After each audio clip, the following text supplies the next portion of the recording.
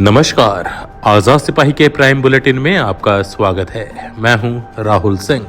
मुख्यमंत्री हेमंत सोरेन ने सरकार के 3 साल पूरा होने पर गिनाई उपलब्धियां। मुख्यमंत्री ने कहा कि वर्ष 2023 इम्प्लीमेंट वर्ष होगा।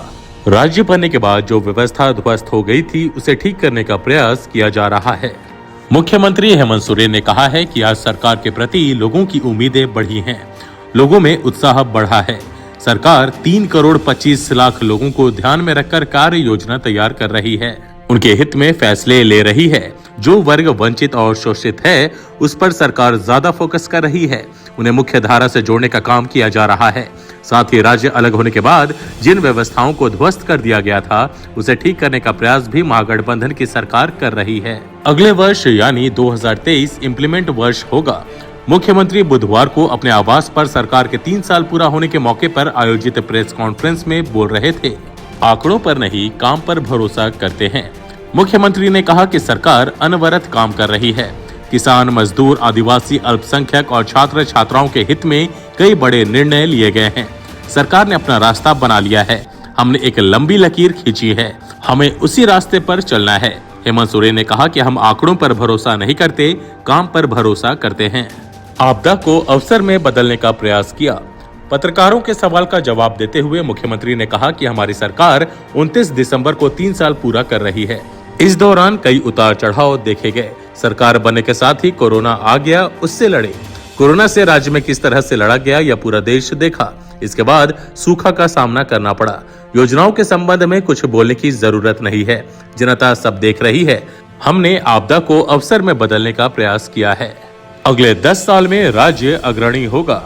मुख्यमंत्री ने कहा कि झारखंड पिछड़े राज्य में शामिल है। बीते 20 साल तक इसके विकास पर कोई ध्यान नहीं दिया गया। अब सरकार लगातार विकास का काम कर रही है। हर वर्ग के लोगों पर ध्यान दिया जा रहा है। मुख्यमंत्री ने कहा कि अब तो झारखंड में विकास की गाड़ी स्टार्ट हो गई है। यह तेजी से दौड़ेगी, वो भी टॉप गियर में। इस राज्य को दूसरे राज्य से बेहतर स्थिति में खड़ा करने की कोशिश होगी। अगले 10 साल में पिछड़े राज्य की श्रेणी से झारखंड को निकाल बाहर करेंगे। झारखंड देश के अग्रणी राज्यों में होगा। मुख्यमंत्री ने कहा कि नियोजन नीति को रद्द किया गया। पानी जिस तरह अपना रास्ता निकाल लेती है उसी तरह नियोजन नीति का भी रास्ता निकाला जाएगा। सरकारी नौकरियों में 75% लोग बाहर किया जाते हैं।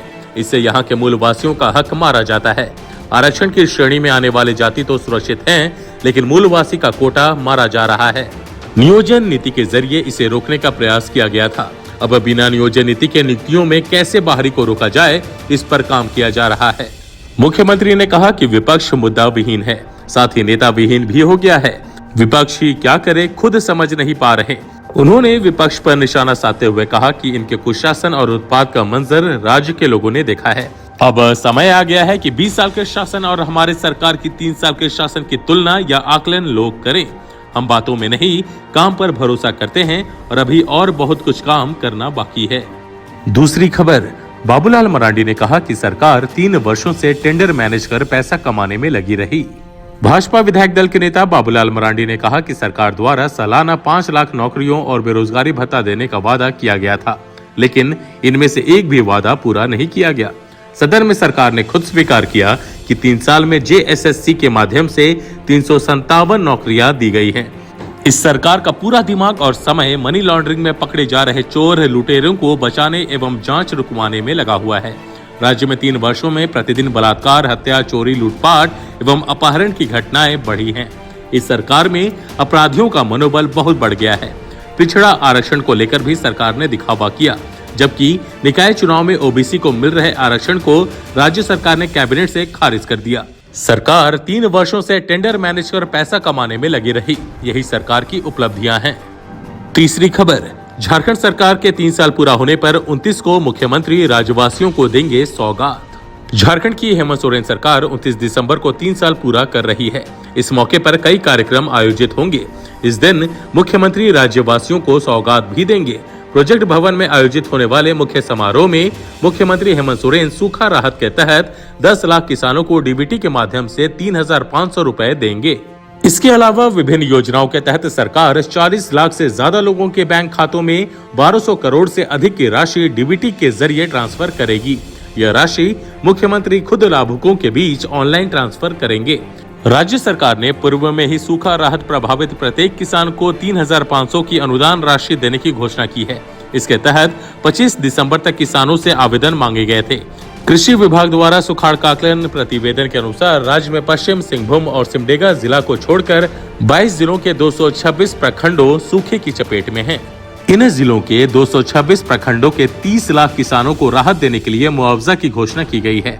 इसके अलावा 2,500 छात्र छात्राओं के खाते में प्री मैट्रिक छात्रवृत्ति, 5,60,000 बच्चियों के लिए सावित्री फुले किशोरी समिति योजना के तहत राशि ट्रांसफर की जाएगी। प्री मैट्रिक छात्रवृत्ति के तहत अनुसूचित जाति, पिछड़े वर्ग और अल्पसंख्यक वर्ग के कक्षा 1 से 5 तक के विद्यार्थियों को 1,500 रुपए, कक्षा 6 से 8 तक के छात्र छात्राओं को 2,500 और कक्षा 9 और 10 के विद्यार्थियों को 4,500 रुपए की राशि दी जाएगी। राशि ट्रांसफर करने के लिए सभी तकनीकी प्रक्रियाएं पूरी की जा चुकी है। चौथी खबर, 15 लाख के इनामी नक्सली अमन गंजू ने किया सरेंडर। झारखंड पुलिस और सीआरपीएफ के समक्ष भाकपा माओवादी के 15 लाख के इनामी रीजनल कमांडर अमन गंजू ने बुधवार को आईजी कार्यालय में सरेंडर कर दिया। उसके खिलाफ 17 मामले दर्ज थे। अमन गंजू औरंगाबाद के डिबरा थाना क्षेत्र के झरना गांव का रहने वाला है। सरेंडर करने के बाद इनाम की राशि उसे दे दी गई। इस दौरान आईजी अभियान, एवी होमकर, डीआईजी अनूप बिरथरे और सीआरपीएफ के अधिकारी मौजूद थे। पांचवी खबर, झारखंड के क्षेत्रीय फिल्मों और एल्बम में काम करने वाली रिया उर्फ ईशा आलिया की रांची कोलकाता मार्ग पर गोली मारकर हत्या। झारखंड प्रदेश के क्षेत्रीय फिल्मों और एल्बम में काम करने वाली 22 साल की रिया उर्फ ईशा आलिया की रांची कोलकाता मार्ग पर बुधवार सुबह गोली मारकर हत्या कर दी गई। जानकारी के अनुसार यह वारदात पश्चिम बंगाल के हावड़ा जिले के बगनान में महिष रेखा पुल के पास सुबह लगभग 6 बजे हुई। रिया अपने पति प्रकाश कुमार और 3 साल की बेटी के साथ कार से कोलकाता जा रही थी। रिया के पति प्रकाश कुमार का कहना है कि उसकी हत्या सड़क लुटेरों ने की है। पुलिस प्रकाश कुमार से पूछताछ कर रही है। पति भी मनोरंजन की दुनिया में काम करते हैं।